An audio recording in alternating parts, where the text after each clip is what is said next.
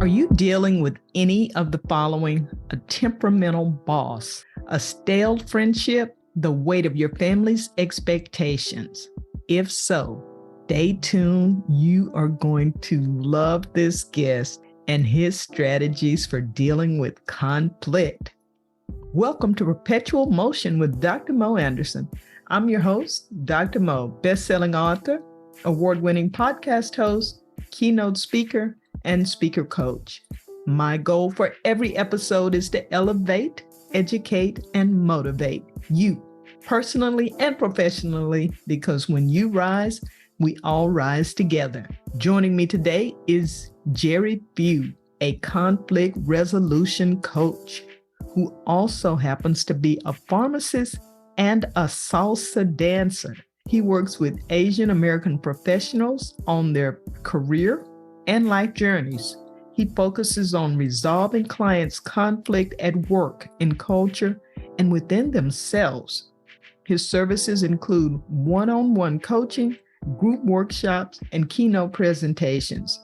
Before starting his coaching business, Jerry completed a biology degree at Rice University, right here in Texas, my home state. He also attended pharmacy school at the University of Tennessee, Memphis. You can't say Dr. Mo ain't tell ya that fear magnifies the consequences of failure. What are you scared of? Why are you afraid? I'd rather live like I'm dying than live to die. Any day, my heart is pure, my soul is safe. Welcome to Perpetual Motion, Jerry. Hi, Dr. Mo. Thanks for having me. It's my pleasure. I've been looking forward to this because I deal with conflict. I often find myself in the midst of other people's conflict, but it's still not something I'm thrilled about, and would probably avoid if I could. I just don't have that kind of life, but a lot of people do find ways around it. And I just want to start with an easy one. What are some common mistakes people make with conflict? Yeah. I think the first is thinking that conflict resolution means compliance or conformity to your point of view, right? So to give an example, let's say, this actually happened. There was a pharmacist I was supervising that made a medication error, and it wasn't great. The technician typed up the medication under the wrong patient profile. She didn't catch it. And they call me up later and they say, "Hey, Jerry, you got to handle this as a manager." I'm just sitting there thinking, okay, in my eyes, my situation, my assessment of her situation was correct, right? You messed up. We talked about how to fix it. That's it. Doesn't have to be any more than that. But she was the kind of pharmacist who insisted that she didn't make mistakes, and that was hard because she kept pointing her finger at the technician. No, she messed up. She messed up. Like, it was her mistake. And is she right? Yes. And at the same time, I had to ask her and confirm with her that true or false. It is your responsibility to catch and fix any mistakes that happen before they leave the pharmacy. Oh yeah. Okay, I'm not asking you to take responsibility for something you didn't do. And as long as your name's on, the bottle, right? And so, yeah, to come back to the original first mistake was me trying to twist her arm into agreeing with me. Wasn't effective. So I'm saying this from experience. Another common mistake is interrupting, the need to defend yourself immediately. And the problem with interrupting is that if you interrupt, it shows you aren't listening. And as long as the other person is not listened to, they're going to feel disrespected. And if they feel disrespected, you can expect the conversation to escalate very quickly. And I've been on the wrong end of that many times. Okay, but if they're totally wrong, it's just hard to sit there and listen to them say something that's insane. So, but even so, you're saying it's best to just let them talk through or say what their perception of it is, because their perception is their reality. Yeah, I mean, it takes a lot to listen and to actively listen and to hold back every instinct in you that wants to jump in and respond, just like the interrupting part, right? And even if something is blatantly wrong, the interesting wrinkle that I learned after many reps was that if you listen to their entire case in full, then only then will you have a better idea and a clearer, more effective idea of how you're going. Good point. Yeah, Good point. and like I said, it took many failures before I realized this truth. And it does two things, actually. The other benefit is that the other person feels like they're being listened to. And so you can't just sit here and say, okay, I'm just wait. Okay, oh my God, okay. 21,000, blah, blah, blah, blah. Yeah, well, that you're not paying attention, right? And exactly. if they feel like you're not making eye contact with them, if you show, and basically, yeah, anytime you show that you're not going to take their side seriously, even if at the heart of it you think, I can't believe you would actually sell me this baloney and think that I'm going to agree with you, it's just not the way to a productive conversation, right? Because the goal, you realize, is not to get them to understand why you're right and they're wrong. The goal is to draw out what they're willing to do on their side so the two of you can come to an understanding so that both of you can both actually enjoy being around each other and working with each other again. Right? So those are two of the most common mistakes. Those are good. And I like that you said come to an understanding and not an agreement, because sometimes you're not going to agree. You're not going to end up on the same page, but even just the process of being heard, having been on both sides of that. And when I had a retail business and when I was in clinical practice, I did have to learn these skills. It's funny how it's much easier to do it professionally than in my personal life, where I just lose all of my skills and strategies for conflict resolution and mediation. I just, what is that about? Why does that happen? Oh, well, I mean, I'm guilty of it myself. It's like your family's like your kryptonite, right? It's like they know. Well, because I got this from when I got out of a serious relationship, and my ex-girlfriend just called me on it. She goes, how can you call yourself a conflict resolution specialist when you can't even deal with your expectations of your own parents? Wow. And that was hard. And, yeah. And I'm still looking for examples of healthier boundaries. I'm still trying to experiment on my own. So I tell people I'm in the middle of this. Yeah, happy to offer you what experience or what successes I do have. And at the same time, I am far from done. But yeah, to answer your question, I think there's something about family that just says, no, we've seen enough of you to know who you really are. So stop trying to kid yourself with your toolbox. Yeah, like that toolbox is cute, but it's not going to work here.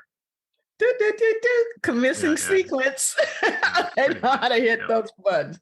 So I read in your background that in your Taiwanese family, if I'm pronouncing that correctly, that there, you were kind of conflict averse, and then you got into the corporate world and that didn't serve you. How did you come to have these skills or to recognize? Was there an experience for you that was a catalyst to change? Oh, several. The main one was when I had decided to become a manager. I had the opportunity to become a pharmacy manager for a Houston pharmacy. I was displaced to Austin 10 years ago because the company at the time couldn't afford to pay me more than 8 hours a week. And so they said, well, you can get more hours if you cover at our Austin location. And I said, beggars can't be choosers. I could end up in more cities. So yeah, I'm going to work in Austin. And then that summer, I helped facilitate a leadership development seminar through a pharmacy nonprofit that some of my friends ran. And that's what gave me the confidence to say, hey, you know what, maybe I need to be more, I can be confident to take on these challenges now. And so that was the first catalyst, because 11 months later, I got written up as manager because some of my technicians were behaving badly and I was not writing them up or firing them. And so management said, well, that's a problem. And the bigger problem is your passivity. You keep calling it grace and we call it passivity. And that was hard. to hear. But I'll tell people, right? My first success was more lucky than good. And most times it's usually the case. And basically what happened was, well, here's what's funny. I haven't unpacked the level of this detail before in other podcasts, but basically, yeah, they reassigned me to a store much further away from my house in a bad part of Houston. And even worse, the technician that I had problems with ended up getting reassigned to the store. Like initially, I couldn't even. Initially, I thought, well, finally, at least it sucks to have to drive so much further, but at least I don't have to work with this technician anymore. And then it turns out one of my technicians I inherited decided to quit, and so they said, well, we're going to have to bring Emily up there to help you. And I just said, oh my goodness, I don't know. And so the funny thing is, yeah, somehow I convinced Emily to put in her 2 weeks notice, basically, just to say, hey, look, management doesn't seem to like you, and they keep, taking subtle digs at you, and she's like, you know what? Yeah, I deserve better than this payback. And so she calculated that she could find her own way as long as she had one more paycheck. So she went ahead and put in 2 weeks notice, and she's like, haha, I showed them I'm quitting. And then the next part just kind of threw us both for a loop, because Texas is an at-will state, which means that the employer or the employee can, give notice or leave on terms regardless of what kind of terms they are. But that's true for the employer as well. So the employer said, hey, yeah, we accept your 2 weeks notice and we'll raise you. Today's your last day. And so that left her really stunned, which is also very Texas thing. Yeah, it's also very Texas. Yeah, and it's funny because other people said, "Well, that labor laws." I'm just like, nope. I mean, she set the boulder in motion, and then the corporate just said, you know what? Let's make this go a little faster. So they'll even do it to their detriment, be short-staffed just to say. Well, you think it's to your detriment, but you'd rather work with a short-staffed team that's going to support each other as opposed to a bigger team that's dead weight. Toxic environment. That's true. Yeah, and I tell people, so that was the catalyst that made me realize, like this is what it feels like. I had so much relief off my shoulders after the fact, and then you realize. You can't wait and hope that somehow the situation will work out in your favor. Like you can't leave that to chance. You can try, but it's probably not going to work. And so the second catalytic moment was when at my next job, I hired a technician that clearly showed that she struggled to be reliable.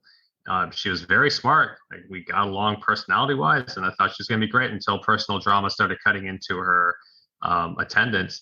And so then the clinic we were working with was not happy with her, and they told my boss, and my boss said, you have to get rid of her.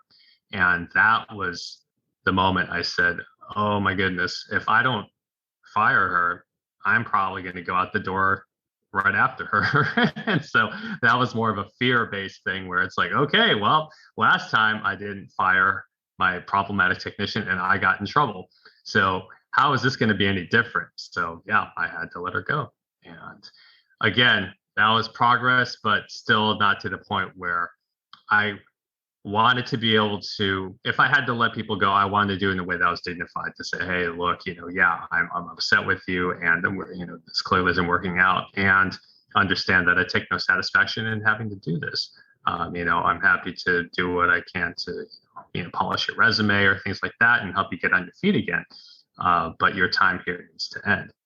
Right. And so, it took several other situations to get to a point where I could say that I kind of refined my technique. And again, I'm still conflict averse. I still don't want to have to resort to this any more than I have to.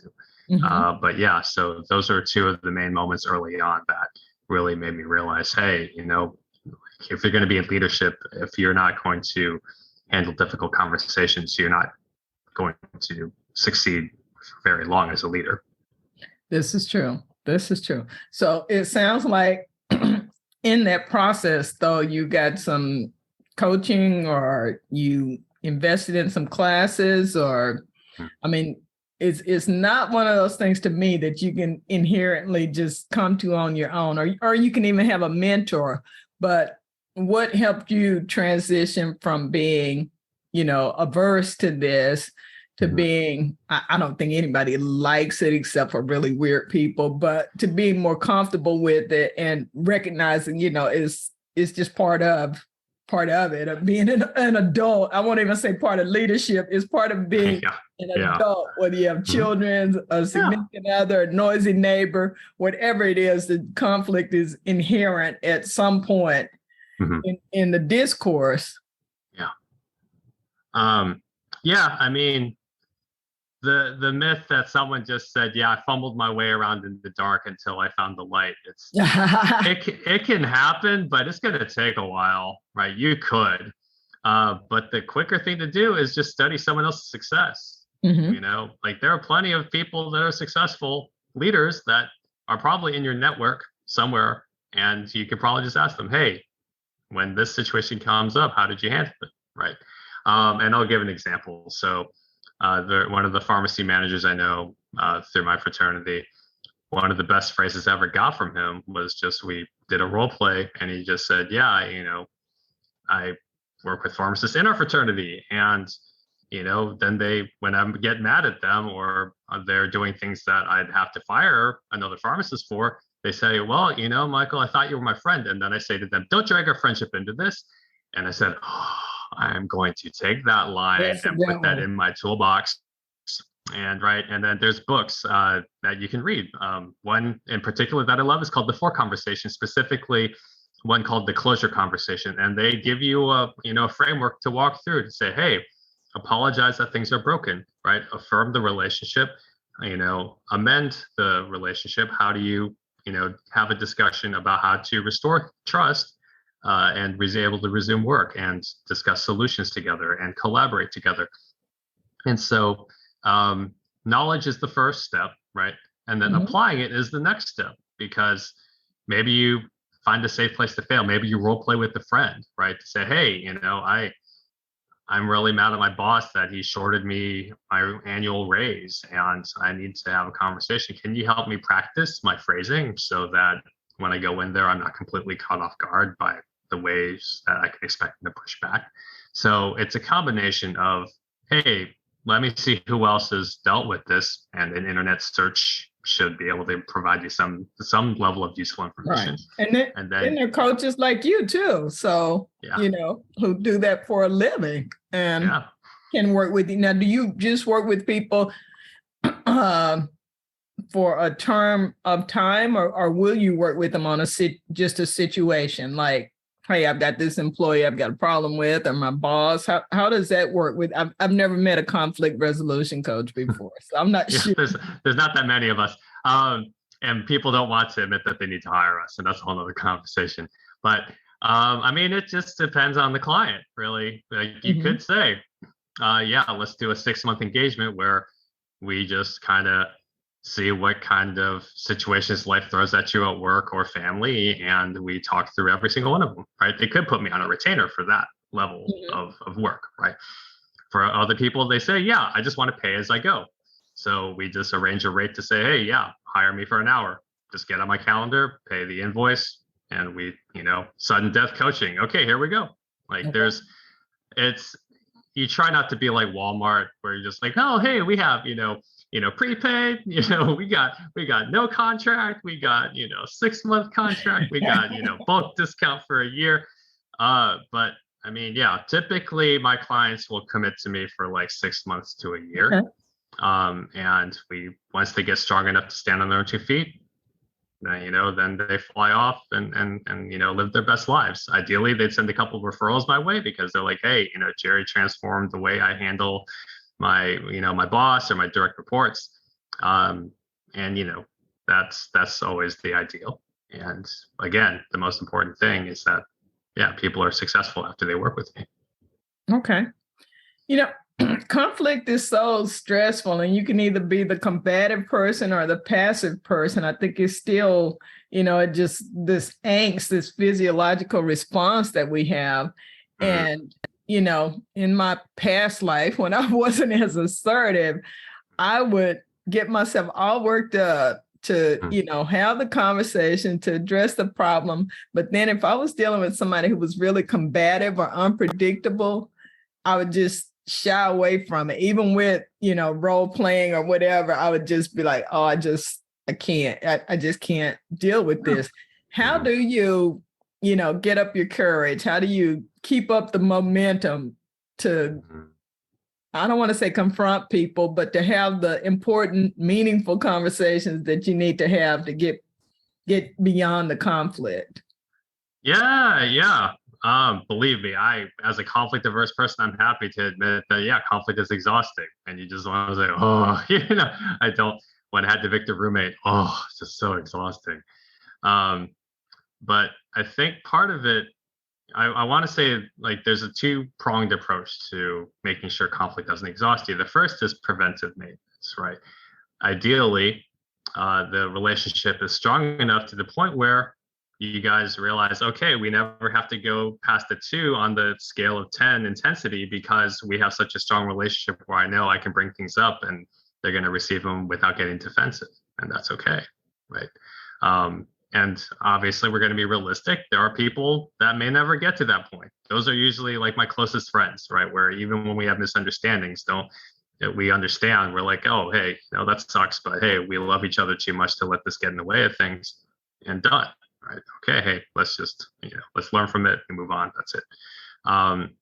The other is to recognize, I think, is that, hey, you may not be successful first, second, or third time. And because I think there's this myth of perfectionists, right? Perfectionist people pleasers. Like, I feel like they all wrap them up in the same person, because I've been all of them. And they think, oh, if I engage this conflict, I have to get it right the first time, right? And there's an incentive for that, because they're like, I don't want to go through this again. But to give yourself grace and realize, hey, you know what? It may take 2 or 3 times to finally get through to somebody. Like the example I just referred to, that when I had to evict a roommate, first time, nope, that didn't go well. And then, second time still didn't go well. And then it finally took the third time for me to figure out that as long as he felt like he could give me false hope about, getting the money to actually, restore the terms of the lease, that, he could kind of keep me from really fully evicting him. Mm-hmm. And then it wasn't until I figured that out when I said, okay, you know what? No. Like, I'm just going to write it off as a loss. And, if you do get any money, then please use that to cover rent at your next place of residence. And only then did he realize, he's like, nope, I can't keep giving him false hope anymore, because that was my last play. Wow. And, it was sobering. Yeah.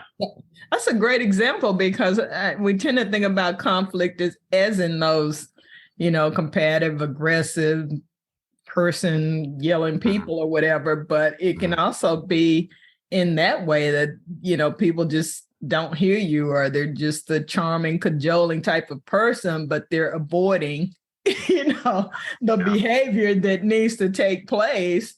And that's a hard one too, when you really like them and they're good people, but you need to take action. And as a manager, that's a really tough one. I remember I got to the point where I told people, please don't put up pictures of your kids and you.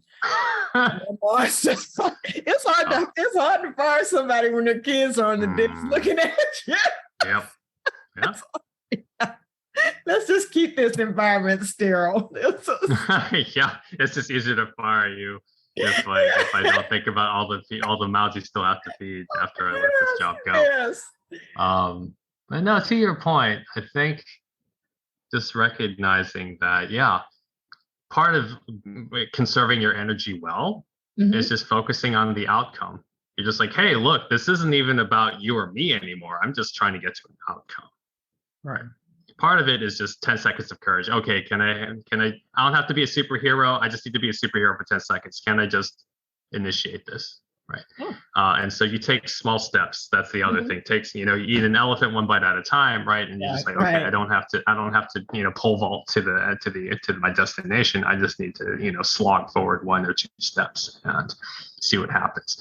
But I think part of it is just, recognizing, hey, look, just invite him to collaborate like I did. I'm just like, look, help me out here, right? You are living here for free. And the only way people can live here is if they help contribute to expenses, covering expenses, and you aren't. So regardless of where you and I stand, is this a fair agreement that people have to help cover costs of living? Well, yeah. It's like, but my job, and I don't have that. And it's like, okay, well, rent don't stop because you had a bad day. Mm-hmm. So help me understand what you would want me to do if you were in my shoes, what you think is right and fair. And, again, not to twist his arm, but to say, hey, look, Like, this is kind a of really turn the uncomfortable tables. truth here. This is a really uncomfortable thing I need your help addressing. So show me the best way to address it. And when you invite them that way, usually their barriers are lower because you're saying, hey, look, I need your thoughts on this. I need your effort on this because, unless both of us work toward this isn't going to work. But anyway, yeah. So small steps and recognizing, hey, you know what? We're going to get frustrated, but at the same time, you can have a productive conflict in the midst of a very frustrating situation. Say, hey, look, no, this is the end goal. Like, we need to get to a point where either we can be around each other, you restore this lease, or you have to move out because you're just going to make life very, very difficult for both of us. That 10-second rule for folks like me too. It can be to launch to get this conversation started, but it can also be, and it took me 4 decades to learn it. It's just to get to the point of what you're trying to say, because I'm loquacious. I like to talk. And so I just go on. And that also drives people crazy because it's like, okay, I got your point already. And now you're just going on way too long about it. And so there are so many takeaways here. I really like the way you present this information, Jerry. What saved your career after you got fired? Yeah, I kind of referenced that a little earlier. Happy to unpack it a little bit. And basically the build up to this was that I had been facilitating workshops on the pharmacy fraternity side for a couple of years now. And when I went to the leadership side for the first time as a participant 12 years ago, it was kind of ironic where I'd go to this leadership development seminar in 2010. I just moved to Houston for this, teaching job through a consulting company. I was so excited about it. 11 months later, I get fired. It's like, well, how much did you really learn, Jerry? But I was still in a very bad mindset, like an unhelpful mindset when it came to my abilities as a leader. I just didn't believe I either had the innate ability for it, or I just didn't believe I could become it, right? And so when you put a ceiling on yourself, right, it's, you're the only one that can remove that or break through it. And it wasn't until, the same people that I learned leadership from invited me to say, hey, why don't you teach this material alongside us? We need a facilitator. And I said, absolutely, because I love these pharmacists so much. And so teaching leadership was what really unlocked the possibility, because before I said, well, I could never do this. And now I said, well, what if I could do this? Right? How would I carry myself? What kind of work would that involve? And I basically gave myself permission to allow that possibility. And so that's, when I knew I had a great work team in Austin, but when the manager position opened up in Houston a couple months later in 2012, I said, I can't stay safe. I love this Austin team, but I know that if I just stay here, like, the island will get smaller or slowly go underwater. And, I just don't want to risk that. I need to take a bigger role in moving myself forward. And so, and so, while I'm on probation, as I referenced earlier, the company actually had this funding pulled. And so I was already looking for work, but now it's a little more urgent because I didn't know how much longer I would even keep my current job, even if I didn't officially get fired. And so the only reason I got an interview with my next company was that I had leadership experience on my resume. And I tell people, and leadership saved my career, because had I not acquired leadership experience, I probably wouldn't have even got that interview. And, funny enough, I didn't even get the job. I was like one of 2 finalists initially, and I didn't get the job. And so I'm still, in my probation, just wondering what I'm going to do next, because I had still very limited options. And I get a call, like with maybe 2 weeks left, that, in my probation, and the guy calls back and says, hey, we had a falling out with our number one. Are you still interested? And I said, yes, absolutely. Hey. And and so again, but that job only lasted 11 months because the contract reimbursements for that pharmacy were so poor that the doctors we were collaborating with said, we're just not going to keep this around. It's not sustainable. And again, just by the seat of my pants, another job opened up right as I needed it to. And the only reason I have a job in pharmacy now was that, I just kept climbing from manager position to manager position. And eventually, my current boss is, ironically enough, the job I have now is the longest tenured job I've had in pharmacy in the 17 years I've been a pharmacist, which is about 5.5 years now. And again, had I not agreed to give myself permission to think maybe I could be good as a leader, I wouldn't have a job in pharmacy. In fact, I'll unpack another crazy, obscure fact on this whole journey.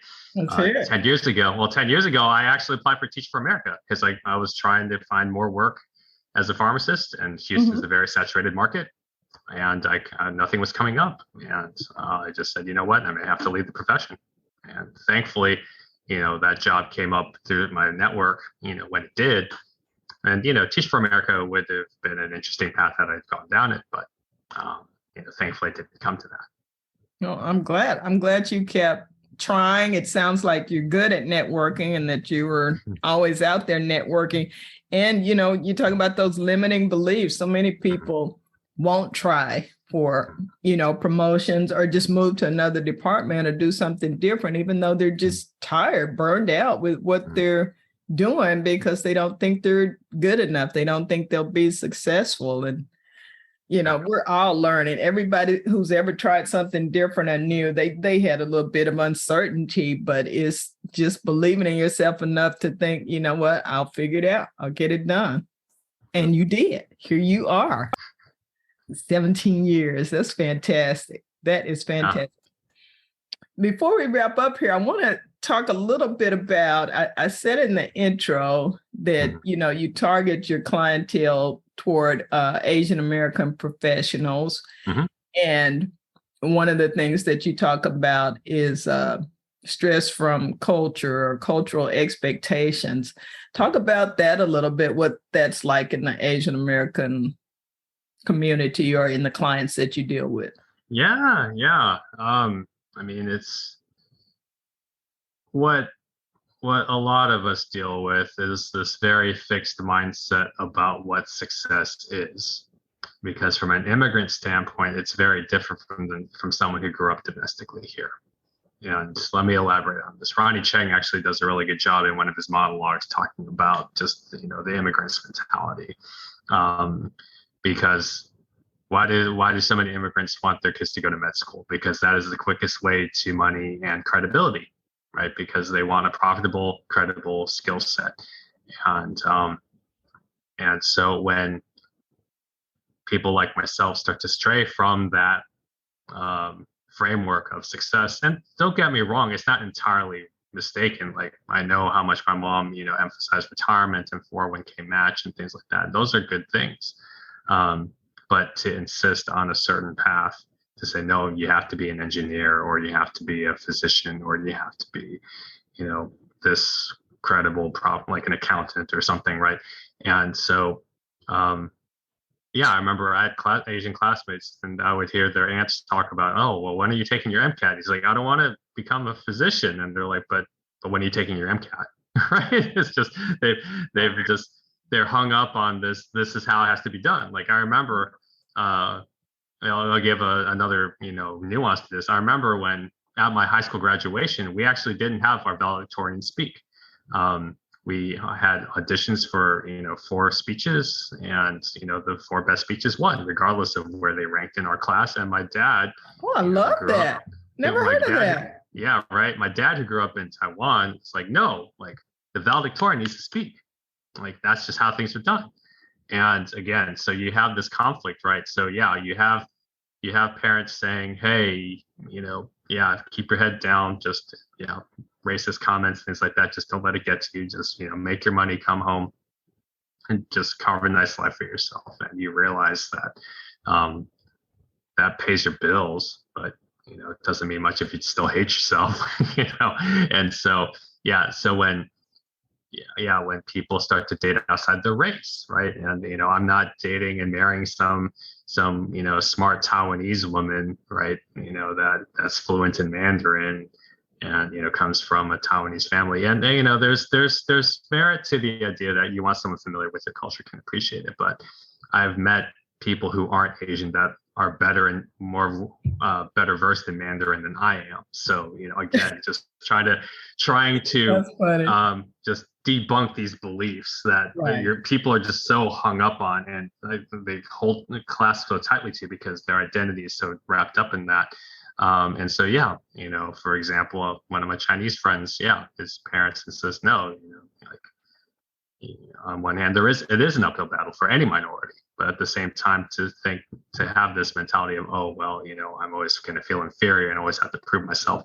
It's like, there's a chip on your shoulder that I think is effective, but the insecurity can be consuming at times. So hopefully I answered that question, because this is what we deal with, right? Our parents have this idea of what they want for us, and these are good things. And at the same time, at some point, those beliefs will go obsolete, and that's what I think that's where the conflict is now, right?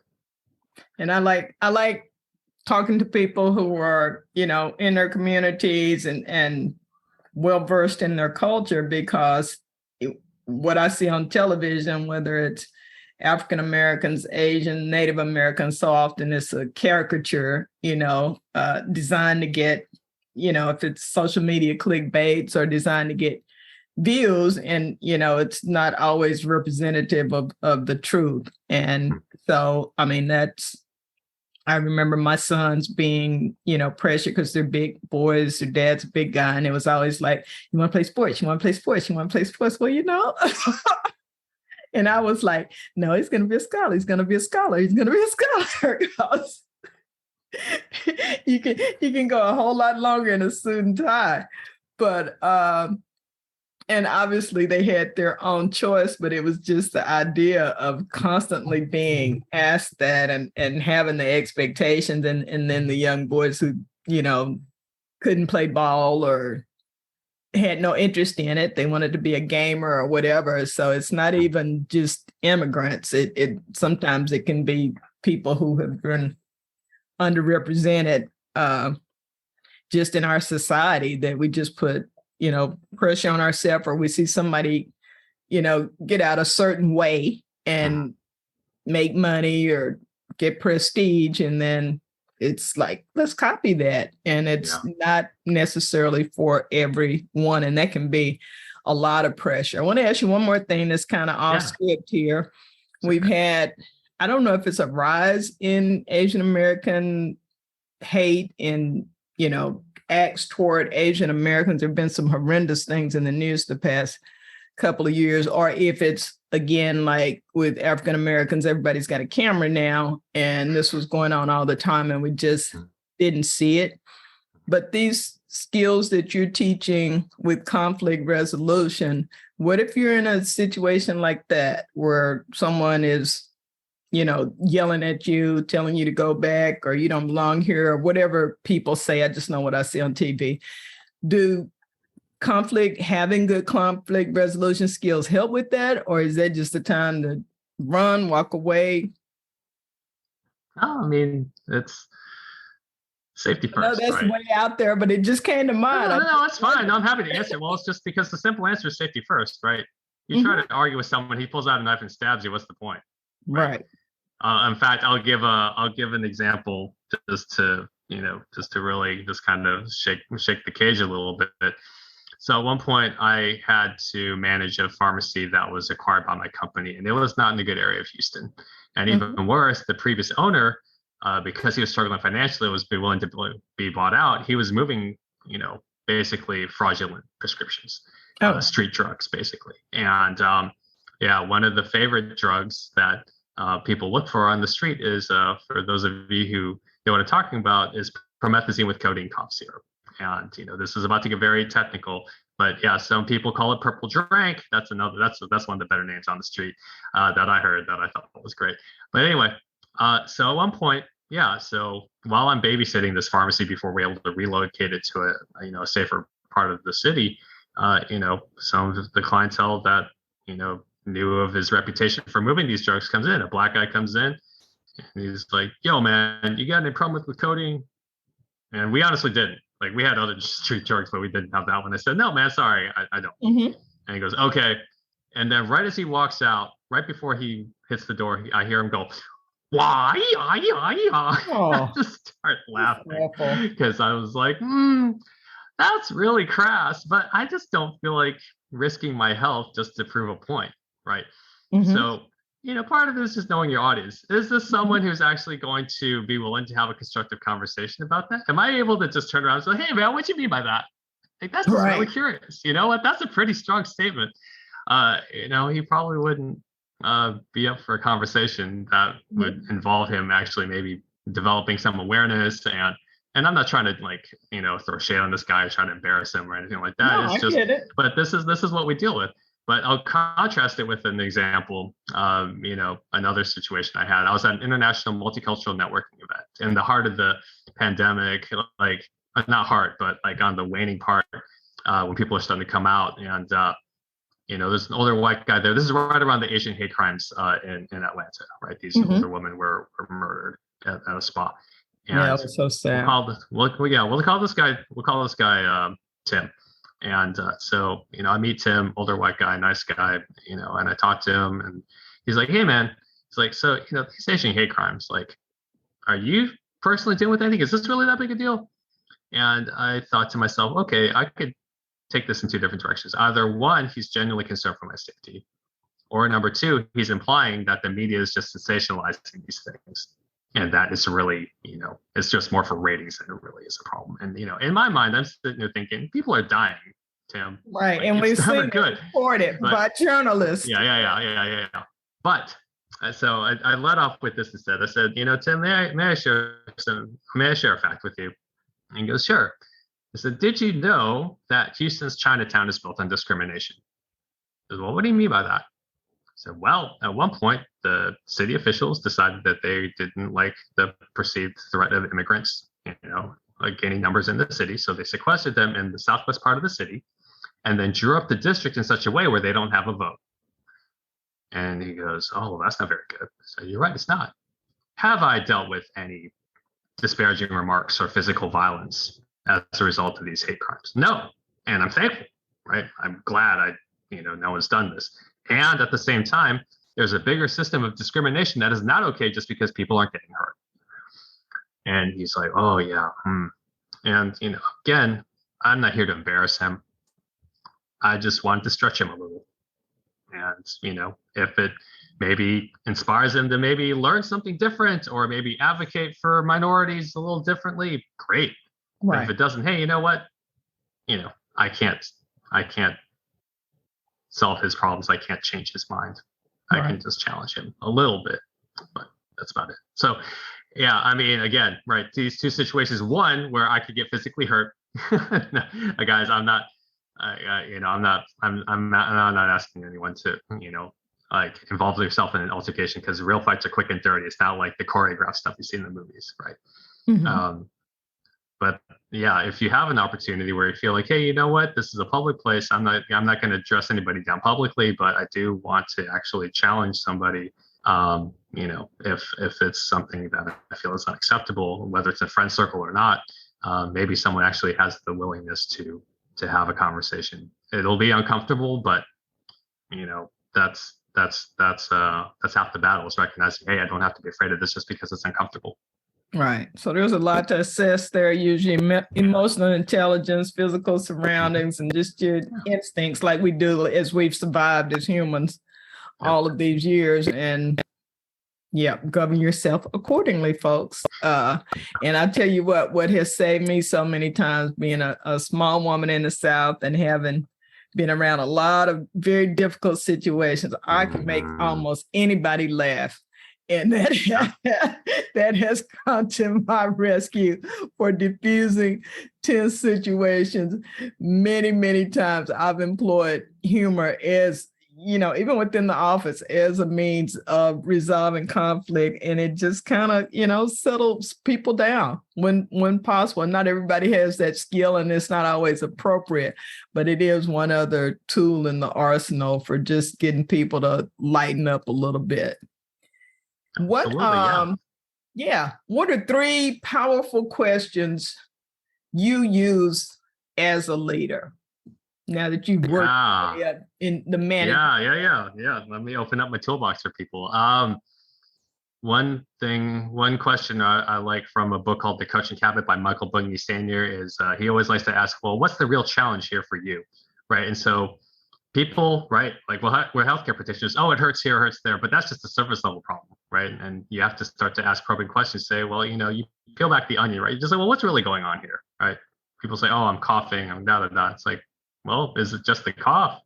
Oh no, I've been stressed at work lately, and then you realize that it's more than just, oh, maybe it's a simple cold. It's like, oh wait, this might be a stress-induced symptom, right? Right. Or it might be a product of their environment. And so, yeah, when you ask someone, well, what's the real challenge here for you in any particular like work situation, and then you can get to the heart of the issue, because now once you get to the heart of the issue, then you can really start, building a solution that's going to last, right? As opposed to just solving the surface level issue, which we both know as healthcare practitioners doesn't work. Like you can put a Band-Aid on an axe wound and, no one would take you seriously, right? Topical. A second question we like is to ask people, well, what have you learned, right? Because then they start to kind of unpack the situation. They stop getting frustrated in the middle of it, and they say, well, they start extracting useful information from the situation that frustrates them so much. So it kind of shifts their focus to something more productive. And then one of my other final questions that I love is to ask people, what's your next action? And that just keeps people forward thinking. It keeps them from finger pointing, keeps them from complaining. And they realize, okay, well, what's my next action? Because it's a variation on the question I got from a book called Getting Things Done by David Allen, who likes to ask, what's the next action and who's got it? But when you're coaching somebody or you're dealing with someone directly, and you just have to ask them, well, what's your next action? Right? And because then they have to do, it's something that they do, and they focus on their locus of control instead of like hoping that traffic eases up later, right? Or the weather will get better, So be accountable. Those are 3 questions. Yeah. Good questions. Good questions. What's the real challenge here for you? What have you learned? And what's your next action? 3 powerful questions to use as a leader. And for our final powerful question, Jerry, what are the top 3 life hacks you would give your younger self? Yeah. First life hack, travel more. Like, just experience the world. Don't settle for your familiar comforts, because it's easy to just play video games at home. But it is like, that's all I wanted to do. But hey, there's save up some money, go see the world on your own, and just experience it for yourself. Number 2, read. Yeah, fall in love with books sooner. Like I tell people all the time, like high school drummed out any love of reading I had, just with the certain things I had to read. And it wasn't until I rediscovered some really great stories about 10 or 11 years ago, like Unbroken by Laura Hillenbrand, about Louis Zamperini's life, that really showed me, hey, you know what? There's a lot of great stories out there. Like, let them inspire you, draw on them. So yeah, I would do that. And then third, allow other people to disagree with you. Like, because that means you're secure. You can be secure enough in what you love doing, where if other people disagree with you and you know why you love what you love, they don't have to love it. You just still love what you do. It's okay. You don't have to prove anything to them. Just enjoy what you enjoy. It's okay. Enjoy what you enjoy. I love that. We're going to have you back. We're out of time, but we're going to have you back and talk about the salsa dancing, because that sounds like a lot of fun. But this has just been fantastic. Why don't you tell the listeners a bit about your coaching and how to connect with you, what programs you offer, whatever you want to share. Yeah. So I have a free guide, actually, on my website, detailing the 5-step framework that I use whenever I fall back into bad habits and avoid conflict. And you can find that at adaptingleaders.com/guide. And from the adaptingleaders.com website, you can do other things, like you can schedule a complimentary 30-minute call, tell me what you're working on, check out the free blog. But the main giveaway and call to action here is, hey, check out the guide, because that's just something we love sharing and seeing how it pays dividends in your life. So study it for yourself, and let me know how it goes for you. Outstanding. We'll drop those in the show notes. It has been a great pleasure. I learned a lot. I always do. We appreciate your time and you sharing your wealth of experience. Continued success, Jerry. And wasn't that a great program? Oh, love that episode. I enjoyed it. I hope you did too. Please remember to like, subscribe, and share. Learn more about me on my website, drmoanderson.com. That's MOE. You can read book excerpts, watch videos, learn about my services that I offer, and book me for a speaking engagement. I'd love to talk with your group, and I'd love to work with you. So until the next time, review, renew, and renew. Thank you.